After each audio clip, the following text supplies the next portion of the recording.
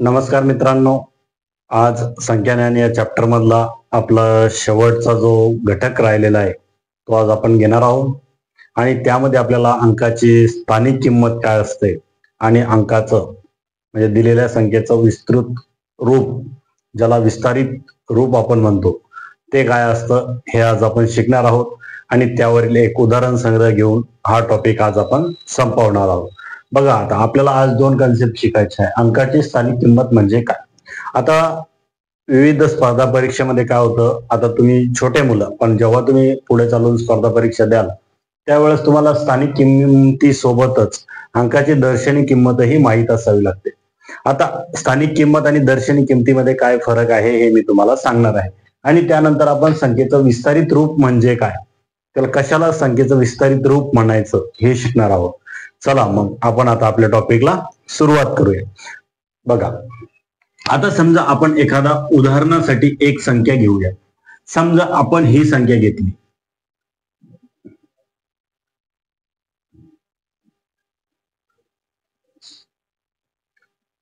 बघा, आपण काय करतो, इकडून 3 संख्येनंतर कॉमा देतो, मग 2 संख्येनंतर कॉमा आणि पुढे 2 संख्येनंतर आपण काय करत चालतो, कॉमा देत चालतो.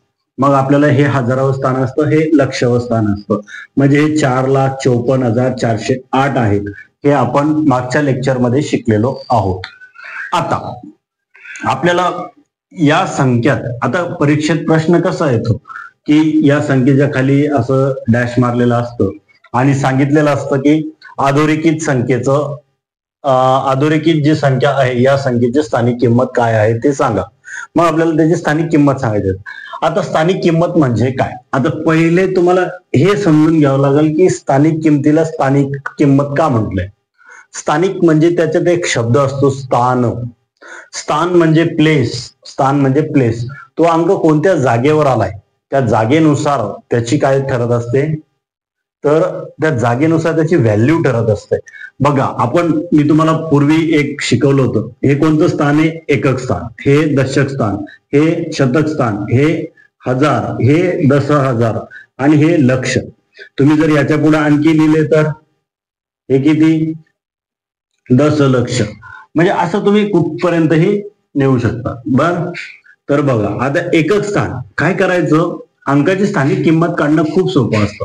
आता तुम्हाला जर एखाद्यानं विचारलं, हा चला 5 या अंकाची स्थानिक किंमत काढा, 5 म्हणजे या 5ची, तर काय करायचं, हा 5 जशाला जसा घ्यायचा. बघा, असा 5 घ्यायचा आणि याच्या पुढे उरलेल्या जितक्या संख्या आहेत तितके शून्य याच्यावर ठेवून द्यायचे. बघा, इथे किती शून्य, 1 2 3 4. मग इथे किती संख्या आहे, 4. मग 4 1 2 3 4 इकडल्याच त्या अंकाच्या उजव्या साईडला जितक्या संख्या असतील तितके शून्य 5 वर ठेवायचे. म्हणजे 1 2 3 आणि 4. म्हणजे काय झालं, या संख्येमध्ये दिलेल्या 5 या अंकाची स्थानिक किंमत किती आहे, 50,000. इतकं हे सोपं असतं. मी जर तुम्हाला म्हटलं, हा सांगा हे 1 ची स्थानिक किंमत किती, तुम्ही कसं काढणार, चला हा 1 लिहिणार, त्याच्या पुढे किती संख्या आहे, 1 2 3 4 5 6, याच्यावर 6 शून्य, 1 2 3 4 5 आणि 6. म्हणजे किती झाले, हे 10 लाख. आलं लक्षात. म्हणजे या 1 या अंकाची स्थानिक किंमत किती आली, 10. आता तुम्हाला स्थानिक किंमत म्हणजे काय ते समजलं असेल, बरोबर आहे. पण स्थानिक किंमत आणि दर्शनी किंमत यातला फरक काढा असा आपल्याला विविध परीक्षेमध्ये प्रश्न आलेले दिसतात. आता दर्शनी किंमत काय असते, दर्शनी म्हणजे आपण म्हणतो की मला भगवंताचं दर्शन झालं किंवा एखाद्या व्यक्तीचं मला दर्शन झालं.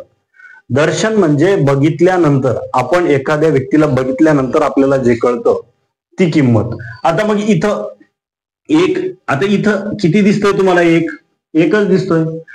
आजूबाजूचा विचार करायचा का नाही, किती अंक दिसतोय, 1. तर मग याची दर्शनी किंमत झाली 1.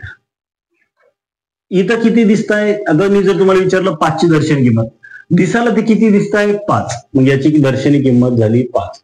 हे तुम्ही मला विचाराल, सर हे काय लावलंय, कोणत्याही अंकाची दर्शनी किंमत म्हणजे तो अंक तुम्हाला जो आहे तोच, त्यालाच म्हणायचं त्याची दर्शनी किंमत. आता इथं 8 दिसताय, मग 8 ची दर्शनी किंमत झाली 8. इथं 0 दिसतोय, 0 ची दर्शनी किंमत झाली 0. ह्या झाल्या याच्या दर्शनी किमती. कोणत्या किमती झाल्या? दर्शनी. दर्शनी किंमत म्हणजे तो जो अंक आहे तीच, पण स्थानिक किंमत म्हणजे त्याच्या स्थानानुसार त्याला मिळालेली किंमत. म्हणजे या 4ची दर्शनी किंमत किती असेल? आता इथं बघा, 4ची दर्शनी किंमत 4च असेल, या 4ची दर्शनी किंमत 4च असेल, या 4ची दर्शनी किंमत 4च असेल. म्हणजे याच्यातल्या कोणत्याही 4ची जर तुम्ही दर्शनी किंमत घ्यायचं म्हटलं तर किती असेल? 4च. पण मी जर तुम्हाला म्हटलं हा सांगा रे या 4ची स्थानिक किंमत किती, तर मात्र काय होईल? त्यात बदल होईल. आता मी तुम्हाला उदाहरणासाठी या 4ची किंमत थोडं खराखोड झाली तर काय हरकत नाही. आता असं घेऊन असं लिहितो बघा, ही 4ची स्थानिक किंमत हा किती राहील? याच्या पुढे जेवढ्या संख्या आहेत तेवढ्या याच्यावर शून्य. 1 2 3 4 5. म्हणजे 1 2 3 4 5 म्हणजे किती झाली? ही 4 लाख. या 4ची स्थानिक किंमत किती झाली? 4 लाख. पण या 4ची स्थानिक किंमत काढायची सांगितली तर कशी काढायची? बघा, आता हे 4 घेतले, याच्या पुढे किती संख्या? 1 2 3. मग 1 2 3 म्हणजे किती झाली? 4000.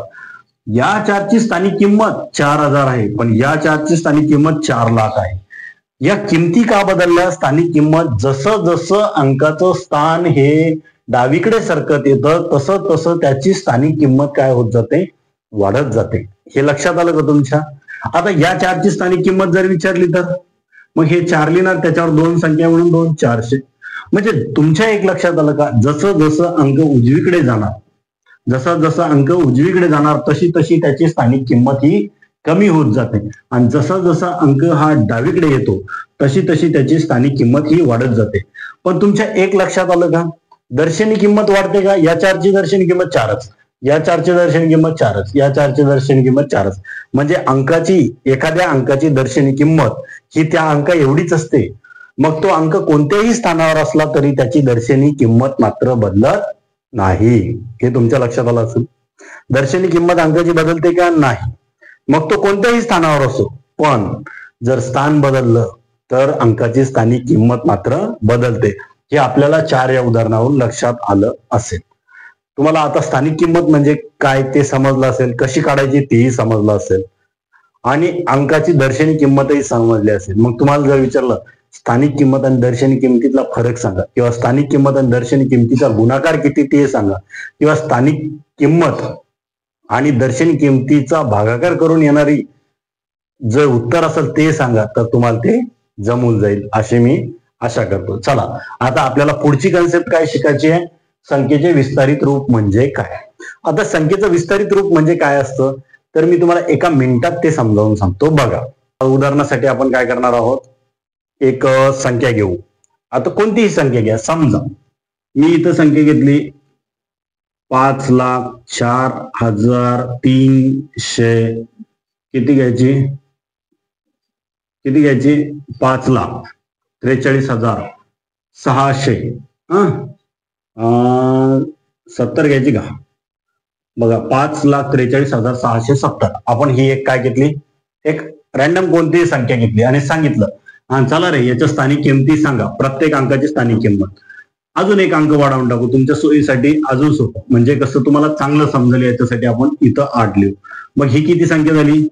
54,36,708. सर तुम्ही अंक बदलता संख्या बदलून टाकता? हो, तर तुम्हालाही असं वाचता आलं पाहिजे. बघा, आता आपण बदलायची नाही. आता हिचं काय करायचं, आपण अगोदर अंकाची स्थानिक किंमत काढू. मला सांगा 8 या अंकाची स्थानिक किंमत काय असेल रे? 8च्या इकडल्या साईडला काही संख्या आहे का? नाही. मग त्याची स्थानिक किंमत किती असेल? 8. हे लक्षात आलं. आता मी तुम्हाला म्हणलं शून्याची स्थानिक किंमत. एक लक्षात ठेवा, शून्य हा कोठेही आला, शून्य हा कोठेही आला तरी त्याची स्थानिक किंमत ही शून्यच असते. का बरं असं? आता मी काय केलं, हा शून्य समजा मी असा उदाहरणासाठी इथं लिहितो शून्य, आणि शून्यावर मी किती संख्या रे? एक संख्या. मग इथे ठेवला शून्य. 2 शून्य लिहिले तरी ते शून्यच असतात, आणि 1 शून्य लिहिला तरी तो शून्यच असतो. 10 शून्य लिहिले तरी शून्यच. म्हणून शून्य हा कोठेही येऊ, तो कोठेही आला तरी त्याची स्थानिक किंमत बदलत नाही. हे लक्षात आलं. एकमेव अंक असा आहे, पुऱ्या 10 अंकांपैकी एकमेव अंक असा आहे ज्याची स्थानिक किंमत कोठेही असला तरी बदलत नाही. मी तुम्हाला हे सांगितलं की तुम्ही इकडून इकडे गेले तर प्रत्येक अंकाची ही स्थानिक किंमत वाढत वाढत जाते आणि इकडे आले तर कमी होत जाते. मग तुम्हाला नवोदय किंवा स्कॉलरशिप अशा परीक्षेसाठी विचारलं जातं की कोणता अंक असा आहे ज्याची स्थानिक किंमत बदलत नाही, मग उत्तर असतं 0. किंवा कोणता अंक असा आहे ज्याची स्थानिक किंमत आणि दर्शनी किंमत सारखी आहे, तर तो अंक आहे 0. कारण याची स्थानिक किंमत जर कोठेही घेतलं तर किती येणार आहे? 0. मग त्याची दर्शनी किंमत आपल्याला माहिती आहे, जो अंक त्याला दर्शनी, याची दर्शनी किंमत 8, याची 0, याची 7, याची 6, याची 3. दर्शनी म्हणजे जे दिसतात ते. पण स्थानिक किंमत 0 कुठेही ठेवा, बदलते का? नाही. मग 0 हा असा अंक आहे ज्याची स्थानिक किंमत कोठेही ठेवा ती बदलत नाही आणि ती 0च असते. म्हणून 0ची दर्शनी किंमतही तीच आणि स्थानिक किंमतही तीच. याच्यानंतर जर तुम्हाला प्रश्न विचारला गेला की असा कोणता अंक आहे ज्याची दर्शनी किंमत आणि स्थानिक किंमत सारखी आहे, तर त्याचं उत्तर असेल 0. इतकं सोपं आहे. तुमच्या आता हे लक्षात आलं असेल. आणि हा प्रश्न स्कॉलरशिप, नवोदय अशा परीक्षेला विचारला जाणार म्हणजे जाणार. ठीक आहे. बघा आता पुढं, आता अंकाची, मग आता याची स्थानिक किंमत कशी काढायची, तर किती लिहिणार? मग 2 शून्य लिहिणार का? चालतं 2 शून्य लिहिणं, पण 2 शून्य लिहिलं काय आणि 1 शून्य लिहिली काय सारखंच असतं, म्हणून आपण काय लिहिणार? 1च शून्य लिहिणार. आता 7ची स्थानिक किंमत किती असेल? बघा 7ची स्थानिक किंमत लिहिला हा 7. 7 वर किती अंक आहे? 2. मग ठेवा 2 शून्य. आलं लक्षात? ही झाली 7ची स्थानिक किंमत. हा चला 6ची स्थानिक किंमत किती? हे लिहिले 6. 6 वर किती अंक आहे? 1 2 3. मग 1 2 3. हे झाले 6000. आलं लक्षात तुमच्या? प्रत्येक अंकाची स्थानिक किंमत काय करतोय, जसं जसं अंक इकडे वाढतोय तसं तसं 1 शून्य काय होतंय? वाढतंय. आता 3ची स्थानिक किंमत विचारली तर इथं 3 लिहिणार. त्याच्यावर 1 2 3 4 अंक आहे. मग 1 2 3 आणि 4 अंक. बघा 3ची स्थानिक किंमत किती झाली? 30,000.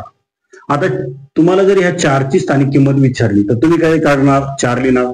1 2 3 4 5 अंक लिहिणार. मग 1 2 3 4 आणि 5 म्हणजे हे किती झाले? 4 अंक. आणि ह्या 5ची जर स्थानिक किंमत तुम्हाला विचारली तुम्ही काय करणार? इथं असे 5 लिहिणार. किती अंक आहे? 1 2 3 4 5 6. मग 1 2 3 4 5 6. सॉरी 6 नाही, 0. 1 2 3 4 5 6 शून्य काय केले आपण? लिहिले. म्हणजे ही झाली 50ला.